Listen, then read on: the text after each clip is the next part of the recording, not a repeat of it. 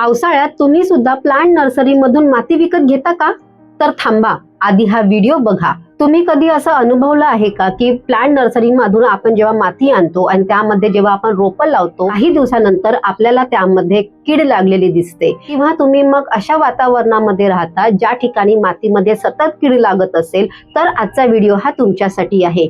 आजच्या व्हिडिओमध्ये आपण बघणार आहोत विकत घेतलेल्या मातीमध्ये कीड लागण्याची कारणं काय आहेत, त्यावरचे उपाय बघणार आहोत। माती नेमकी कधी विकत घ्यावी, कुठून घ्यावी, या सगळ्या प्रश्नांची सविस्तर उत्तरं आजच्या व्हिडिओमध्ये मी तुम्हाला देणार आहे, म्हणूनच व्हिडिओ शेवटपर्यंत बघत राहा। तुम्ही जर चॅनलवर नवीन असाल तर नमस्कार, मी अमृता धवने या मराठी गार्डनिंग चॅनलमध्ये तुमचं खूप खूप स्वागत। व्हिडिओच्या सुरुवातीला सर्वात आधी आपण समजून घेऊया की मातीला नेमकी कीड का लागते। याचं सर्वात महत्त्वाचं कारण म्हणजे आपण सगळ्यांनी ही गोष्ट बघितलेली आहे की प्लांट नर्सरीमध्ये माती ही एक अशी ढीग तयार करून ठेवलेली असते, किंवा मग पोत्यामध्ये माती भरून तसे पोते एकावर एक रचून ठेवलेले असतात। बराच काळ जर अशी माती एका ठिकाणीच पडून राहिलेली असेल आणि मातीमध्ये जर सतत ओलावा असेल, तर अशा वेळेस मातीमध्ये कीड तयार ही होतच असते, मातीमध्ये बुरशी सुद्धा तयार होत असते। वर ही माती आपल्याला चांगली दिसते आणि आपण ही माती विकत घेऊन जेव्हा घरी घेऊन येतो, त्यानंतर त्या कुंडीमध्ये रोप लावल्यानंतर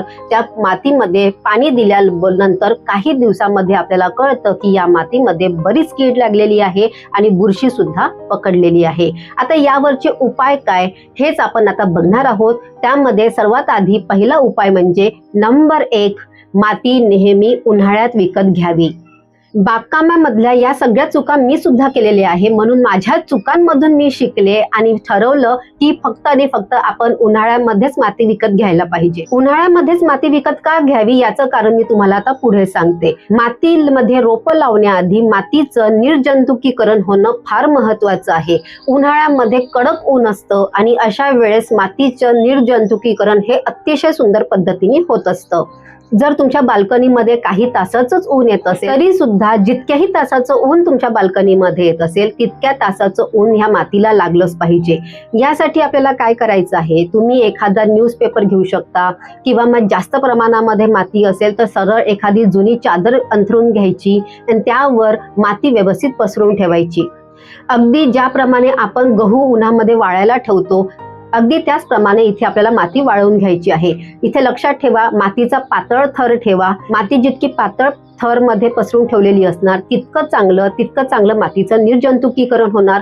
मातीचं चांगलं निर्जंतुकीकरण झालं तर मातीमध्ये असलेले जितकंही जीव जंतू, बुरशी वगैरे जे सगळं आहे ते सगळं निघून जायला मदत होणार। 2-4 दिवस या मातीला कडक ऊन लागल्यानंतर या मातीला व्यवस्थित आपल्याला झाकून एका सावलीच्या ठिकाणी ठेवायचं आहे। आता जर तुम्ही दमट वातावरणामध्ये राहत असाल किंवा मग तुमच्याकडे बाल्कनीमध्ये ऊन येत नसेल, तर अशा वेळेस काय करावं? जर तुमच्याकडे बाल्कनीची मध्ये जागा कमी असेल किंवा दमट वातावरणामुळे कडक ऊन मिळत नसेल, तर अशा वेळेस तुम्ही सावलीमध्ये सुद्धा ही माती पसरून ठेवू शकता। अशा वेळेस तुम्ही कमी प्रमाणामध्ये माती पसरून ठेवा। जर तुमच्याकडे ऊन येत नसेल किंवा तुम्ही दमट वातावरणामध्ये राहत असाल, तर अशा वेळेस ऊन नाही दिसलं तरीही चालेल, परंतु माती व्यवस्थित पसरून ठेवल्यामुळे ती सावलीत जरी पसरून ठेवली तरीही सुद्धा त्यामधले जंतू, बुरशी मरायला मदत होत असते। माती आपण जेव्हा पसरून ठेवतो तेव्हा माती ही कोरडी पडते। जितकी जास्त माती कोरडी पडणार तितके जास्त त्यामधले हानिकारक कीड, बुरशी वगैरे पूर्णपणे नष्ट होणार। मला जर माती विकत घ्यायची असेल तर मी मे महिन्यामध्येच नर्सरीमधून माती विकत घेत असते आणि त्या मातीला व्यवस्थित निर्जंतुकीकरण करण्यासाठी उन्हामध्ये तिला चांगली वाळवून घेते। नंबर 2, माती विकत आणल्यानंतर लगेच त्यामध्ये रोपं अजिबात लावायची नाहीत। पावसाळ्यामध्ये आपण जेव्हा रोपं विकत घेतो त्यासोबतच माती विकत घेतो आणि लगेच आपण कुंड्यांमध्ये माती भरून त्यामध्ये रोपं लावायला सुरुवात करत असतो। इथे आपल्याला हे कटाक्षाने टाळायचं आहे। सुरुवातीला ती माती घरी आणल्यानंतर त्या मातीला काही दिवसांसाठी वेगळं ठेवा आणि त्यानंतर त्या मातीचं पहिले निरीक्षण करा, त्यामध्ये कीड लागलेली आहे का, किंवा काही अळ्यांचे तुम्हाला अंडे त्यात दिसत असतील, किंवा मग त्यामध्ये तुम्हाला उधळी दिसू शकते, बुरशी दिसू शकते, काही जर तुम्हाला त्यामध्ये दिसत असेल तर ते आधी व्यवस्थित तिला निरखून घ्यायची आहे आणि त्या मातीवर ट्रीटमेंट केल्यानंतरच आपल्याला ती माती वापरायची आहे। कोणतीही माती कधी खराब नसते, माती ही नेहमी चांगली असते। त्या मातीला आपल्याला चांगलं बनवावं लागतं आणि त्याचं बागकामामध्ये वापर करावा लागतो। नंबर 3, पावसाळ्याआधी माती तयार करून ठेवणे.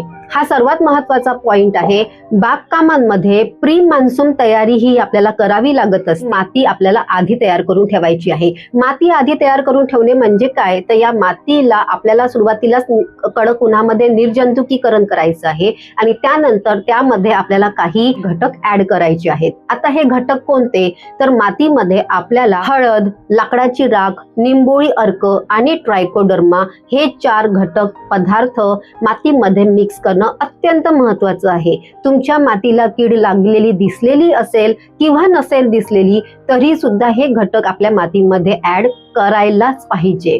माती कशी तयार करायची याबद्दलचे अनेक व्हिडिओज आपल्या चॅनलवर अपलोड केलेले आहेत. ते तुम्ही सविस्तर बघा आणि त्यानंतरच तशा पद्धतीची माती तयार करायला घ्या. अतिवापर जर आपण या पदार्थांचा केला तर यामुळे झाडाला, त्या मातीत लागणाऱ्या रोपाला त्रास होऊ शकतो, नुकसान होऊ शकतं. हेच आपल्याला टाळायचं आहे आणि 1 ते 2% इतकंच आपल्याला या घटकांचा, या पदार्थांचा मातीमध्ये वापर करायचा आहे. नंबर 4, ट्रायकोडर्मा पाण्यात मिक्स करून देणे. बऱ्याचदा असं होऊ शकतं की आपल्याकडे कुंडीमध्ये ऑलरेडी रोपं लागलेली आहेत, त्याची आता आपण माती बदलू शकत नाही. तर अशा वेळेस काय करावं, पावसाळा सुरू होण्याआधी आपल्याला पाण्यामध्ये ट्रायकोडर्मा मिक्स करून सगळ्या कुंड्यांना व्यवस्थित द्यायचं आहे. हे पाणी व्यवस्थित ड्रेनेज होल मधून बाहेर निघेल इथपर्यंत आपल्याला त्याला व्यवस्थित पाणी द्यायचं आहे. पावसाळ्याच्या आधी हे काम आपल्या बागेमध्ये झालंच पाहिजे. तुम्ही जर दमट वातावरणामध्ये राहत असाल तिथे तर मातीमध्ये फंगस लागण्याचे, कीड लागण्याचे प्रमाण हे जास्त असतं. तर अशा वेळेस प्रत्येक पावसाळ्यामध्ये, पावसाळ्याच्या सुरुवातीला आपल्याला हे ट्रायकोडर्मा मिक्स केलेलं पाणी हे द्यायचंच आहे. जर तुम्ही अजूनपर्यंत हे पाणी दिलेलं नसेल तर आता ही वेळ गेलेली नाहीये. आता पण तुम्ही हे ट्रायकोडर्मा मिक्स केलेलं पाणी झाडांना द्यायलाच पाहिजे. नंबर 5, माती सुधारक घटक आधीच मिक्स करून ठेवणे. 15 मे नंतर आपल्याला ही सगळी कामं करायची असतात. आपल्याला काही मातीमध्ये माती सुधारक घटक ऍड करावे लागतात. माती सुधारक घटक कोणते, निंबोळी पेंट, ट्रायकोडर्मा, हळद, राख हे सगळे माती सुधारक घटक आहे. हे घटक आपल्याला मातीमध्ये आधीच उन्हाळ्यामध्ये किंवा पावसाळा सुरू होण्याआधीच ऍड करायची आहे. असं करण्यामागचं सर्वात महत्वाचं कारण म्हणजे हे घटक मातीमध्ये मिक्स केल्यानंतर त्यांचा फरक दिसायला काही दिवस लागतात. म्हणूनच मातीला निर्जंतुकीकरण केल्यानंतर हे माती सुधारक घटक त्यामध्ये मिक्स करायचे आणि मातीला व्यवस्थित आपल्याला झाकून ठेवायची आहे. एकदा पावसाळा सुरू झाला तर तुमच्याकडे रेडी एक माती राहणार. त्या मातीमध्ये फक्त आपलं रोपं लावणं इतकंच काम बाकी असतं. नंबर 6, ऑनलाईन माती विकत घेणे. ते जर तुमच्या आजूबाजूला नर्सरीमध्ये चांगली माती मिळत नसेल तर अशा वेळेस तुम्ही ऑनलाईन माती सुद्धा विकत घेऊ शकता.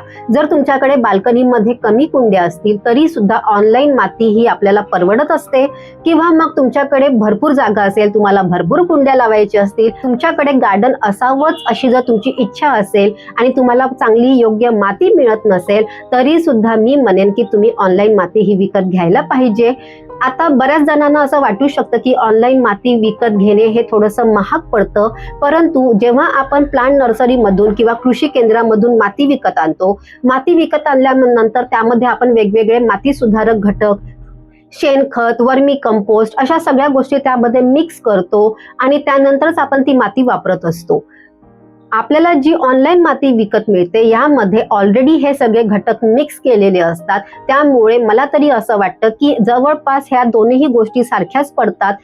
नुसती माती विकत घेऊन त्यामध्ये वेगळे घटक ऍड करणे किंवा मग ऑनलाईन रेडी टू यूज माती विकत घेणे, या दोघांच्या किमतीमध्ये जवळपास सारखाच फरक पडतो. ऑनलाईन माती विकत घेण्याचा तिसरा फायदा म्हणजे ही माती रेडी टू यूज असते. प्री मान्सूनच्या आधीची जी पूर्वतयारी आहे, या सगळ्या गोष्टींना लागणारा जो वेळ आहे हा वेळ सुद्धा वाचायला मदत होत असते. इथे लक्षात ठेवण्याची गोष्ट म्हणजे की हे पॉटिंग मिक्स वापरण्याआधी आपल्याला त्यामध्ये माती सुधारक घटक ऍड करायचेच आहे. माती सुधारक घटक आधी सांगितल्याप्रमाणे हळद आहे, लाकडाची राख आहे, त्यानंतर निंबोळी अर्क आहे आणि ट्रायकोडर्मा आहे. हे माती सुधारक घटक आपल्याला यामध्ये ऍड करायचेच आहे. हे घटक जर तुमच्या पॉटिंग सॉइल मिक्स मध्ये ऑलरेडी ऍड केलेले असतील तर ऍड करण्याची गरज नाही, परंतु जर हे त्याच्यामध्ये आधीपासून नसेल तर मात्र आपल्याला ते टाकायचे आहे.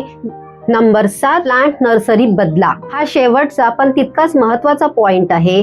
जर तुम्ही वारंवार एकाच प्लांट नर्सरी मधून माती विकत घेत असाल आणि त्यामध्ये नेहमीच कीड निघत असेल तर अशा वेळेस त्या प्लांट नर्सरी मध्येच मातीमध्ये ऑलरेडी किडींचा प्रादुर्भाव हा जास्त झालेला आहे, त्यामुळे आपण तिथून विकत घेतलेल्या मातीमध्ये सुद्धा ही कीड येणार आहे. म्हणूनच तुम्ही दुसरी प्लांट नर्सरी शोधायला पाहिजे. तिकडची एकदा थोड्या बॅच मध्ये माती विकत घेऊन बघा. जर ती माती चांगली निघाली तर त्या प्लांट नर्सरी मधून तुम्ही कंटिन्यू करू शकता. थोडक्यात काय, प्लांट नर्सरी बदलून बघा. कदाचित तुम्हाला एखाद्या नर्सरीमध्ये स्वस्तात चांगली माती मिळून जाईल. पण तसं जर होणार नसेल तर ऑनलाईन सुद्धा आपण माती विकत घेऊ शकतो.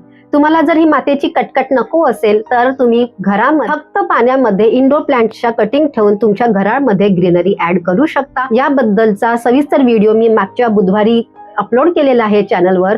तो तुम्ही नक्की बघा आणि तुमच्या घरामध्ये माती नसतानाही ग्रीनरी ऍड करू शकता. आपल्या चॅनलवर माती कशी बनवावी, कुंडी कशी भरावी याबद्दलचे अनेक व्हिडिओज मी आतापर्यंत अपलोड केलेले आहेत. ते सगळे व्हिडिओज बघा आणि अजूनही वेळ गेलेली नाही आहे. ते व्हिडिओज बघितल्यानंतर तुम्ही माती सुधारून तुम्ही तुमच्या घरी रोपं लावू शकता.